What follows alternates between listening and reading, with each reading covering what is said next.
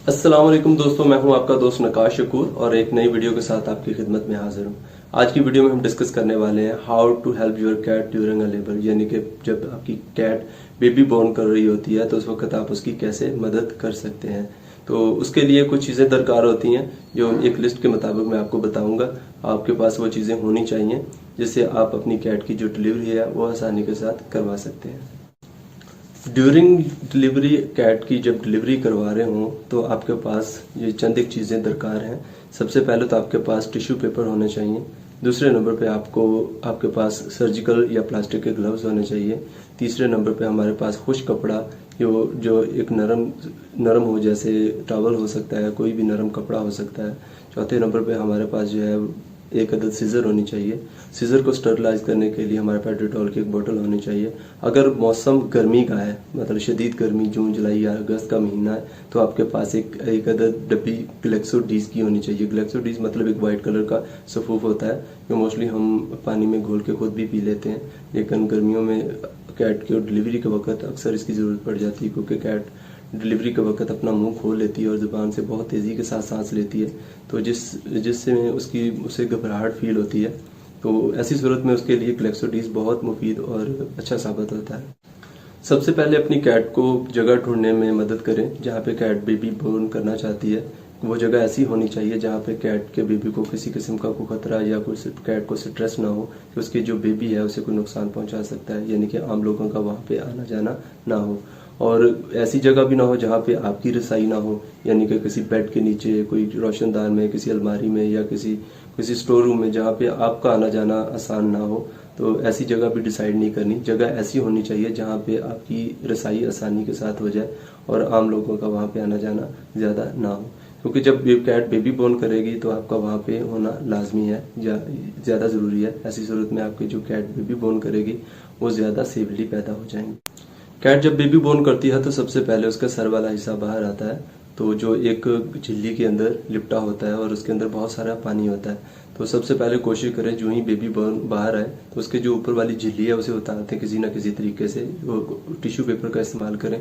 उसके मुंह के अंदर पानी होता है उसे साफ करें और उसके जो मतलब नाक है उसे अच्छे तरीके से साफ करें, क्योंकि जो मोस्टली ऐसा होता है कि वो झिल्ली जल्दी नहीं उतर पाती और जो पानी उसके मुंह में रहता है और ऑक्सीजन ना मिलने की वजह से जो बेबी की डेथ हो जाती है।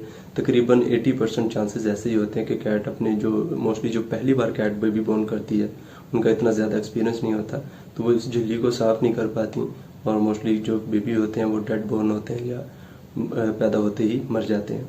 तो ऐसी सूरत में जो आपके पास ग्लव्स पहने हों आपने और जो टिश्यू पेपर है उसके साथ उसका मुंह को फौरी तौर पे साफ करें। सिर्फ मुंह वाले हिस्से पे झिल्ली लगी हुई है उसे उतार दें। उतारने के बाद जो बेबी कैट है उसके सांस फौरी बहाल हो जाएगा। सर के बाद जब पीछे वाला हिस्सा जब कैट का बाहर आता है तो कैट बेबी के साथ एक छोटा गोश्त का लोथड़ा भी बाहर आता है, जिसे हम जेर या नाल के नाम से भी जानते हैं।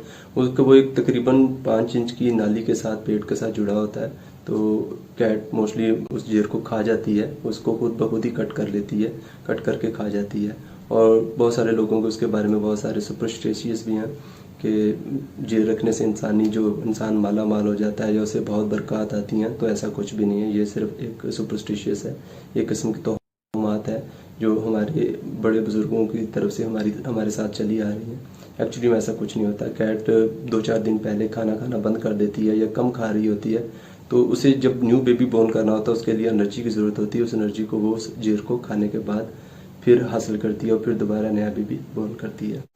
ज़्यादातर तो ऐसा होता है कि कैट जो जेर होती है या जो कैट के जिस्म के साथ लोथड़ा जो गोश्त का आया होता है उसे खा जाती है। तो मोस्टली ऐसा होता है कि कैट उसे नहीं खा पाती या मतलब 3-4 या 4-5 बेबी पैदा होने के बाद उसे आखिरी जो हिस्सा होता है या दूसरा या तीसरा बेबी होता है उसके साथ जो जेर आई होती है उसे नहीं खा पाती। तो ऐसी सूरत में आपके पास जो मौजूद सीजर है उसके साथ उसे तकरीबन 4 इंच के फासले से कट कर दें। कट करने के बाद वो जो लोथड़ा है उसे किसी शॉपर में डिस्पोज डाल के किसी मिट्टी में या किसी एक ऐसी जगह पर डिस्पोज कर दें जो कोई दूसरे जानवर तक ना पहुंच पाए।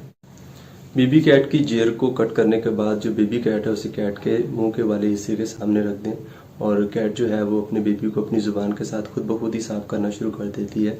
इवन कि उसके उस जिस्म पे लगे हुए सारे के सारा जो रेशा या जितने भी वो झिल्ली लगी होती है वो सारे के सारे हिस्से को साफ कर देती है और कुछ ही देर में वो खुश्क होना शुरू हो जाता है। तो ऐसी सूरत में जब वो खुश्क हो जाए या मतलब जो नया बेबी आ जाए तो पहले वाले बेबी को उठा के कैट के जो जहाँ पे निपल्स हैं, जहाँ पे दूध के जो सिम्टम होते हैं वहाँ पे छोड़ दें और कैट का जो बेबी है कुछ ही देर में खुद ब खुद ही दूध पीना शुरू कर देता है। जब नेक्स्ट बेबी बोर्न हो, नेक्स्ट बेबी बाहर आए तो सेम वही प्रोसेस करना है। सबसे पहले उसके मुंह वाले हिस्से की जो झिल्ली है उसे उतारना है। उतारने के बाद टिश्यू पेपर के साथ उसके जो मुंह वाला हिस्सा है तो ऐसा ऐसा लगाना है। लगाने के साथ जो टिश्यू पेपर है उसके मुंह का पानी, उसके नाक का पानी खुद ब खुद ही जज़ब कर लेता है और जज़ब होने के बाद उसकी जो सांस है वो फौरी बहाल हो जाती है और कैट का जो बेबी है वो ज़्यादा देर तक सर्वाइव कर पाता है। और सेम उसका जो अगर कैट उसकी जो जेर है वो खा ले तो ठीक, अदरवाइज उसको कट करके डिस्पोज कर देना है और जो बेबी कैट है उसे कैट के मुंह के सामने रख देना है। डिलीवरी के दौरान जो आपने कैट के नीचे कपड़ा, टॉवल या नरम कपड़ा रखा होता है वो गीला हो जाता है या बहुत गंदा हो जाता है। तो जब कैट सारे बेबी डिलीवर कर ले तो उसे उठाने के बाद उसे बाहर फेंक दें और एक नया टॉवल या एक नया नरम कपड़ा उसके नीचे बिछा दें ताकि जो उसके बेबी हैं वो खुश्क रहें।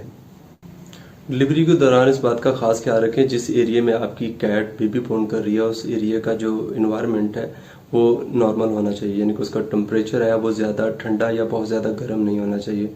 मोस्टली ऐसा होता है कि गर्मियों में एसी लगा होता है घर में, तो एसी वाला जो टेम्परेचर है वो बच्चों के लिए ज़्यादा हार्मफुल है। तो ऐसी सूरत में कैट को कोशिश करें ऐसी जगह पर डिलीवरी करवाएं जहाँ पे एसी ना लगा हो। नॉर्मल पंखे की हवा जो है वो कैट के लिए ज़्यादा फेवरेबल है।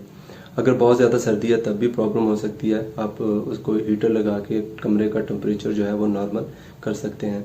तो अगर टेम्परेचर बहुत ज़्यादा ठंडा या बहुत ज़्यादा गर्म होगा तो बेबी जो है उन्हें जल्द बीमार होने के चांसेस हैं या मरने के चांसेस हो सकते हैं। सबसे आखिर पे हम बात करेंगे ग्लेक्सो डी, जिसे हम ग्लूकोज का नाम से भी जानते हैं। वाइट कलर का सफूफ होता है। मोस्टली गर्मियों में जब बेबी बोर्न होते हैं तो कैट जो है बहुत ज़्यादा गर्मी फील कर रही होती है और बहुत ज़्यादा उसका जोर लग चुका होता है जिसकी वजह से उसकी जो ज़ुबान है वो खुल जाती है, मुंह खुल जाता है और ज़ुबान आगे की तरफ हाँफना शुरू कर देती है, तेज़ी के साथ सांस लेती है। तो ऐसी सूरत में ग्लूकोज की 2-3 चुटकियाँ लें, वक्फे के साथ उसके मुंह में डाल दें।